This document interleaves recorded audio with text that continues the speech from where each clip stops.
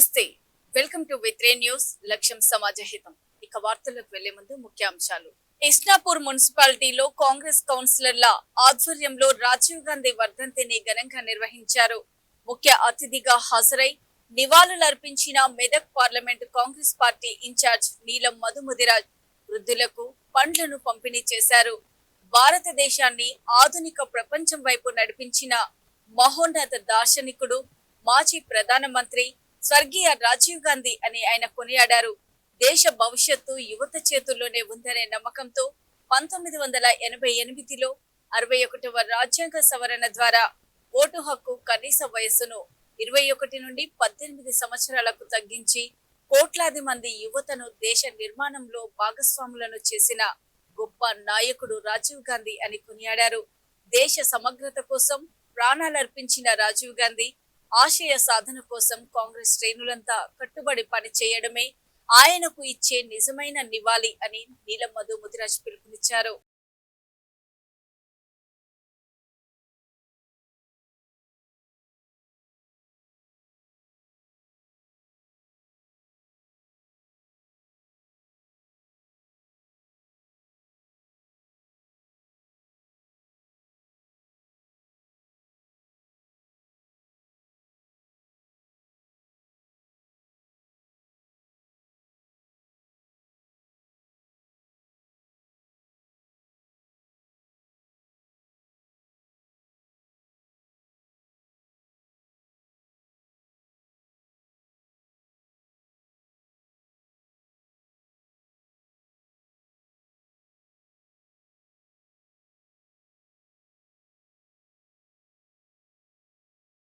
జయశంకర్ భూపాలపల్లి జిల్లా కాళేశ్వరంలోని త్రివేణి సంగమం వద్ద గురువారం అత్యంత వైభవంగా ప్రారంభమైన సరస్వతి నది అంత్య పుష్కరాల వేడుకలకు మంత్రులు శ్రీధర్ బాబు, కొండా సురేఖ, ఎమ్మెల్యే మాల్రెడ్డి రంగారెడ్డి హాజరయ్యారు.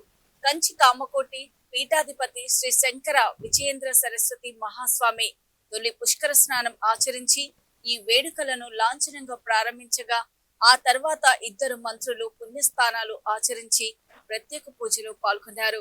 పుష్కరాల ప్రారంభాన్ని పురస్కరించుకొని నదీ తీరాన ఉన్న శ్రీ కాళేశ్వర ముక్తీశ్వర స్వామి దేవస్థానంలో శాస్త్రోక్తంగా ప్రత్యేక పూజలు నిర్వహించారు.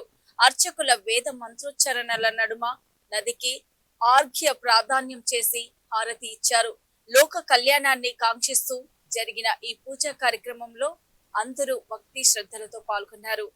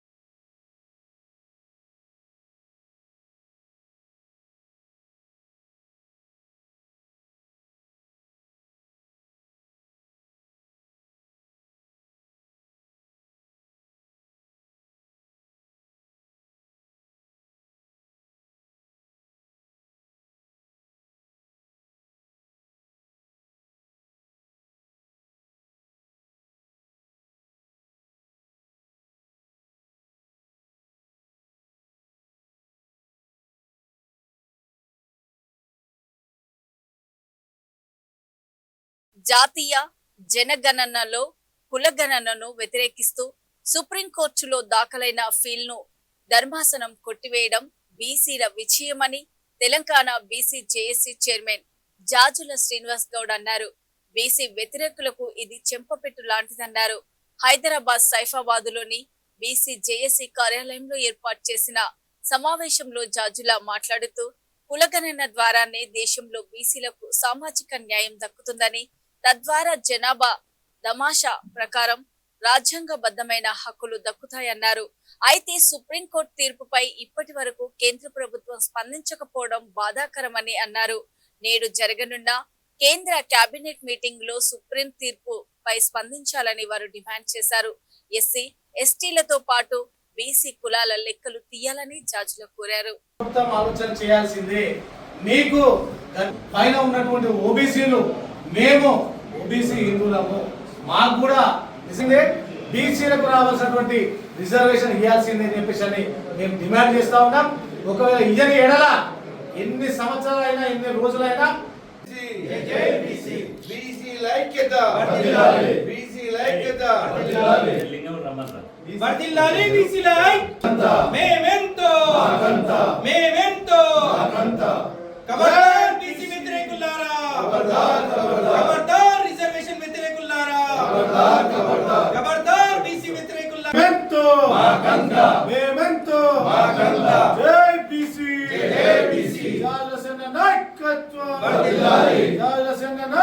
వ్యతిరేకులకు చెంప మీద చెంప చెల్లు అనిపించే విధంగా ఒక చెంప పెట్టులాగా సుప్రీంకోర్టు నిన్న ఇలా తీర్పు ఇవ్వడం జరిగింది. అందుకు సుప్రీంకోర్టుకు దేశంలోని 80 కోట్ల మంది బీసీల పక్షాన ప్రత్యేకంగా ధన్యవాదాలు తెలుపుతున్నాం. ఈరోజు కులగణన జరిగితేనే దేశవ్యాప్తంగా కులగణన జరిగితేనే దేశంలో బీసీలకు సామాజిక న్యాయం జరుగుతుంది. బీసీలకు జనాభా దామాష ప్రకారం రాజ్యాంగబద్ధమైన హక్కులు దక్కుతాయి. బీసీలు ఇప్పటిదాకా కులగణన లేకపోవడం మూలంగా, రాజ్యాంగబద్ధమైన రిజర్వేషన్ లేకపోవడం మూలంగా బీసీలు ఇలా ప్రభుత్వాల దగ్గర ఇలా దేయి అని అడుక్కునే పరిస్థితిలో ఉన్నది తప్ప రాజ్యాంగబద్ధమైన హక్కులు లేకుండే. ఈ కులగణన చేయడం ద్వారా మాత్రమే రాజ్యాంగబద్ధమైన హక్కులు దక్కుతాయి. దీనికోసం మేము దశాబ్దాలుగా పోరాటం చేస్తున్నాం. ఒక్క రోజు 2 రోజులు కాదు, దశాబ్దాలుగా మేము పోరాటం చేస్తున్నాం. మా పోరాటం మూలంగానే ఇలా సుప్రీంకోర్టు ఇలా తీర్పు ఇచ్చిందని నేను భావిస్తున్నాను. ఇక రెండో విషయం, నిన్న సుప్రీంకోర్టు తీర్పు వచ్చింది, కానీ ఇంతవరకు కేంద్ర ప్రభుత్వం నుంచి స్పందన లేదు. అదేవిధంగా దేశంలో ఉన్నటువంటి ప్రధాన ప్రతిపక్షాలు కానీ, అదేవిధంగా పార్లమెంటులో ప్రాతినిధ్యం ఉన్నటువంటి రాజకీయ పార్టీలు కూడా ఇంతవరకు స్పందించలేదు. దయచేసి సుప్రీంకోర్టు ఇచ్చినటువంటి కులగణన సానుకూలమైన తీర్పు మీద కేంద్ర ప్రభుత్వం ప్రధాన ప్రతిపక్షాలు స్పందించాలని చెప్పి డిమాండ్ చేస్తున్నాం. ఇప్పుడు మధ్యాహ్నం నుండి ఇలా కేంద్ర కేబినెట్ సమావేశం జరుగుతుంది. మొదటిసారిగా పెద్ద ఎత్తున కేంద్ర కేబినెట్ మినిస్టర్లు, కేంద్ర సహాయ మంత్రులు, వీరందరితోటి కేంద్రంలో ఉన్నటువంటి మంత్రులతోటి మొత్తం ఇవాళ ఢిల్లీలో కేంద్ర కేబినెట్ సమావేశం జరుగుతుంది. ఈ కేంద్ర కేబినెట్ సమావేశం సందర్భంగా మేము డిమాండ్ చేస్తున్నాం, ఈ కేంద్ర కేబినెట్ సమావేశంలో సుప్రీంకోర్టు తీర్పిచ్చినటువంటి ఈ సమయం లోపల మీరు సానుకూలంగా నిర్ణయం తీసుకుని మేము ఖచ్చితంగా కులగణన చేసి తీరుదాం, దేశవ్యాప్తంగా కులగణన చేస్తాం. ఆ తర్వాత కులగణన వివరాల ఆధారంగా, కులగణన వివరాల డేటా ఆధారంగా జనాభా దామాష ప్రకారం రిజర్వేషన్లు కానీ, బడ్జెట్ కానీ, అదేవిధంగా సామాజిక విద్యా ఉద్యోగ రంగంలో బీసీల వాటా రాజ్యాంగబద్ధంగా మేము ఇస్తామని చెప్పి కేంద్ర ప్రభుత్వం ఈ జరిగేటువంటి కేంద్ర కేబినెట్ సమావేశంలో నిర్ణయం తీసుకోవాలని చెప్పి సందర్భంగా డిమాండ్ చేస్తున్నాం. ఇవాళ ఈ దేశవ్యాప్తంగా జరుగుతున్నటువంటి ఈ కులగణనలో, ఈ సెన్సెస్లో 2 దఫాలుగా 2 దశల్లో కేంద్ర ప్రభుత్వం జనాభా లెక్కను మొదలుపెట్టింది. మొదటి దశ ఇవాళ కుటుంబాలను లెక్కిస్తుంది, రెండవ దశ ఇవాళ జనాభాను లెక్కిస్తుంది. కాబట్టి ఈ సుప్రీంకోర్టు తీర్పుతోటైనా కేంద్ర ప్రభుత్వం కళ్ళు తెరిచి, కేంద్ర ప్రభుత్వం మేల్కొని కేంద్ర ప్రభుత్వం ఇవాళ ఒక మాటలు చెప్పాలంటే దున్నపోతు నిద్ర వీడి ఈ కులగణన మీద ఇవాళ కుటుంబాలు ఏదైతే మొదటి దఫాలో కుటుంబాల లెక్కింపు జరుగుతుందో ఎస్సీ ఎస్టీ కుటుంబాలు ఎట్లయితే ఇవాళ లెక్కిస్తుర్రో అదే విధంగా బీసీ కుటుంబాలను కూడా లెక్కించాలని చెప్పి సందర్భంగా డిమాండ్ చేస్తున్నారు. హైదరాబాద్ పాతబస్తీ పత్తర్గట్టి ప్రాంతంలోని SYJ కాంప్లెక్స్ లో భారీ అగ్ని ప్రమాదం చోటు చేసుకుంది. ఈ కాంప్లెక్స్ లో సుమారు 100కు పైగా దుకాణాలు ఉన్నాయి. వెంటనే ఎగిసిపడుతున్న దట్టమైన మంట పొగతో ఆ ప్రాంతమంతా కమ్మేయడంతో స్థానికులు భయాందోళనకు గురయ్యారు. అగ్నిమాపక సిబ్బందికి స్థానిక పోలీసులకు సమాచారం ఇవ్వడంతో హుటాహుటిన ఘటనా స్థలానికి చార్మినార్ జోన్ డీసీపీ కర్రె కిరణ్ ప్రభాకర్ అగ్నిమాపక సిబ్బంది చేరుకొని ఫైర్ ఇంజన్లతో మంటలను అదుపు చేశారు.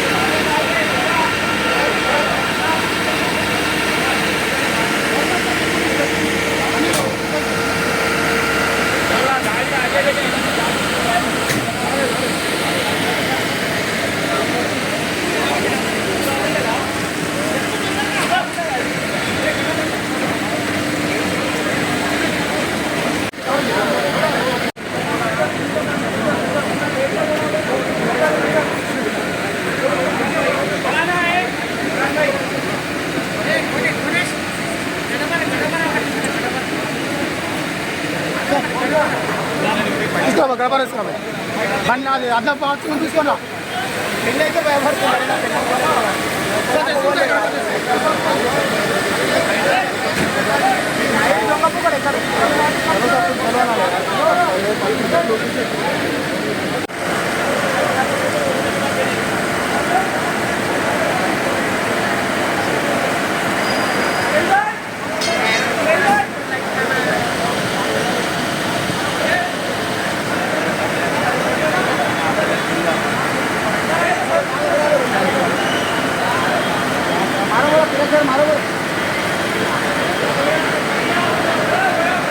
मारो पानी मारो लग रहा है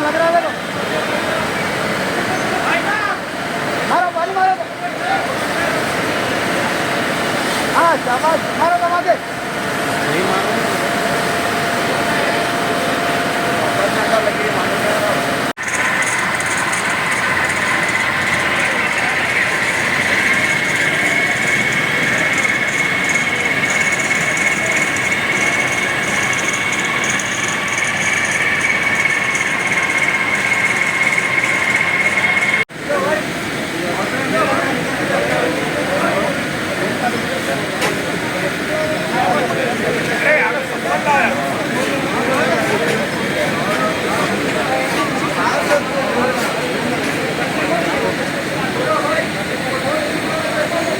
సికింద్రాబాద్ బోయిన్పల్లి పోలీస్ స్టేషన్ లో ప్రేమ వివాహం చేసుకొని తన తల్లిదండ్రులు ఒప్పుకోవడం లేదని సహాయం కోసం పోలీసులను ఆశ్రయించాడు.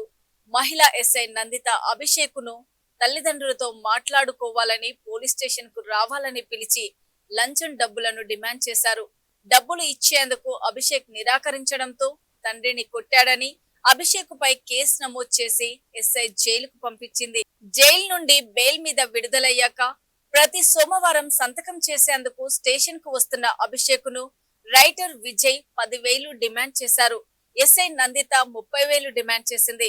అధికారులు డబ్బులు అడుగుతూ ఉండడంతో విసుగుపోయిన అభిషేక్ ఏసీబీ అధికారులకు ఫిర్యాదు చేశాడు. లంచంగా ఇచ్చిన డబ్బులను ఎస్ఐ నందిత అభిషేక్ తో స్కూటీ తాళం ఇచ్చి డిక్కీలో పెట్టమని బాధితుడికి చెప్పింది. బాధితుడి ఫిర్యాదు మేరకు స్కూటీలో డబ్బులు పెట్టగానే ఎస్ఐ నందితను, రైటర్ విజయ్ను రెడ్ హ్యాండెడ్ గా ఏసీబీ అధికారులు పట్టుకున్నారు.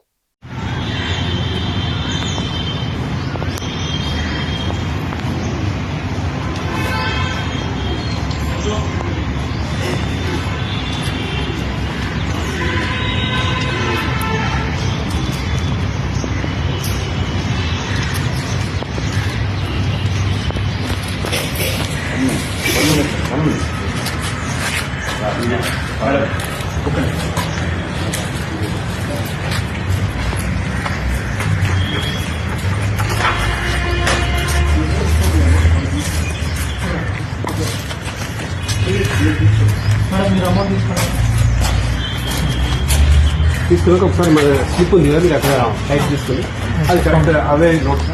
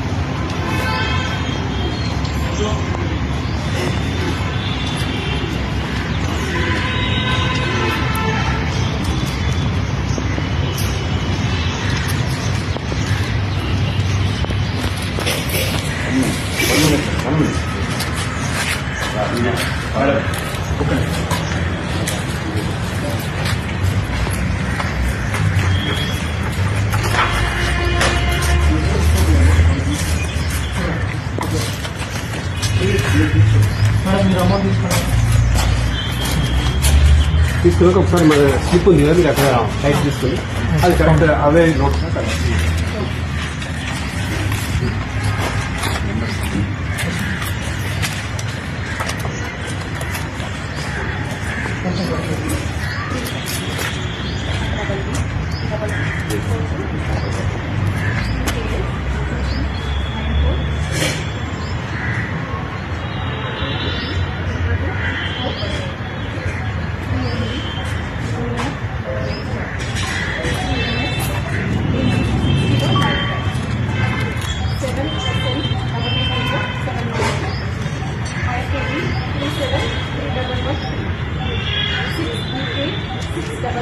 యువత గంజాయి అలవాటుకు లోనై జీవితాలను నాశనం చేసుకుంటున్నారని సూర్యాపేట పట్టణ సిఐ వెంకట్ ఆందోళన వ్యక్తం చేశారు. ఈ రోజు సాయంత్రం సూర్యాపేట మండలం సీతారాంపురంలో జరిగిన పోలీస్ ప్రజా భరోసా కార్యక్రమంలో ఆయన మాట్లాడారు. సూర్యాపేట అంతర్రాష్ట్ర సరిహద్దుగా ఉండడంతో సీలేరు, ఖమ్మం, ఏఓబి ప్రాంతాల నుండి గంజాయి సులభంగా అందుబాటులోకి వస్తుందని అన్నారు. 15 ఏళ్ల నుండి 20 ఏళ్ల వయసున్న పిల్లలు అవగాహన లేక దీనికి బానిసలవుతున్నారని, తల్లిదండ్రులు తమ పిల్లలపై ప్రత్యేక శ్రద్ధ పెట్టి నిఘా ఉంచాలని సిఐ వెంకట్ కోరారు. తెలుసు మేజర్ గా ఈ గాంజాకు అడిక్ట్ అయ్యే వాళ్ళు ఎవరంతా అంటే మొత్తం 15 సంవత్సరాల నుంచి 25 సంవత్సరాల వాళ్ళు ఆ చిన్న పిల్లలు మాత్రమే, తెలియని ఆ పిల్లలు మాత్రమే దీనికి ఈ గాంజా అడిక్షన్ కి లోన్ అవుతారు. ఎట్లా అంటే ఇక్కడ మనం సూర్యాపేట వచ్చేసి ఇంటర్ స్టేట్ బార్డర్ అయిపోయింది మనకు. ఇటు మన సీలేరు కానీ ఇటు ఖమ్మం నుంచి సీలేరు, ఏఓబి ఆ ప్రాంతానికి, లేకపోతే ఇటు నుంచి విజయవాడ, వైజాగ్ నుంచి వచ్చేటకు మనకు ఇంటర్ స్టేట్ బార్డర్ అయిపోతుంది ఇక్కడ. అంటే ఈజీగా ఇప్పుడు మనకు కావాలన్నా కూడా ఓ బైక్లు ఎక్కి ఇమీడియట్గా ఒక 3-4 గంటలలో సీలేరు పోయి తీసుకునే ఈజీ మనకు దగ్గర అంతా తెలుసు. మేజర్గా ఈ గాంజాకు అడిక్ట్ అయ్యే వాళ్ళు ఎవరంతా అంటే మొత్తం 15 సంవత్సరాల నుంచి 25 సంవత్సరాల వాళ్ళు ఆ చిన్న పిల్లలు మాత్రమే, తెలియని ఆ పిల్లలు మాత్రమే దీనికి ఈ గాంజా అడిక్షన్ కి లోన్ అవుతారు. ఎట్లా అంటే ఇక్కడ మనం సూర్యాపేట వచ్చేసి ఇంటర్ స్టేట్ బార్డర్ అయిపోయింది మనకు. ఇటు మన సీలేరు కానీ ఇటు ఖమ్మం నుంచి సీలేరు, ఏఓబి ఆ ప్రాంతానికి, లేకపోతే ఇటు నుంచి విజయవాడ, వైజాగ్ నుంచి వచ్చేటకు మనకు ఇంటర్ స్టేట్ బార్డర్ అయిపోతుంది ఇక్కడ. అంటే ఈజీగా ఇప్పుడు మనకు కావాలన్నా కూడా ఓ బైక్లు ఎక్కి ఇమీడియట్గా ఒక 3-4 గంటలలో సీలేరు పోయి తీసుకునే ఈజీ మనకు దగ్గర అంత పాసిబిలిటీ ఉంది. కొంతమంది తెలియని పిల్లలు ఎవరో ఒకరు వీళ్ళకి చెప్పడం వలన ఇది తాగితే బాగుంటుంది మంచిగా ఉంటుంది అని చెప్పేసి చెప్పడం వల్ల వీళ్ళు కన్జ్యూమ్ చేయడం, ఒక రాజు కన్జ్యూమ్ చేసి దాన్ని అట్లే అలవాటుగా చేసుకొని దానికోసానికి ఇదంతా చేసి నైట్ టైంలో తన యొక్క జీవితాలని ఖరాబ్ చేసుకుంటున్నారు. అయితే మనం పేరెంట్స్గా మనం చూసుకోవాల్సిన బాధ్యత ఏంటంటే, మనకు రీసెంట్గా కూడా గవర్నమెంట్ హాస్పిటల్లో ఎంతమంది రిహాబిలిటేషన్ సెంటర్ లేకుండే. బాబు చూస్తూనే ఉండండి. V3 న్యూస్, లక్ష్యం సమాజ హితం. నమస్తే.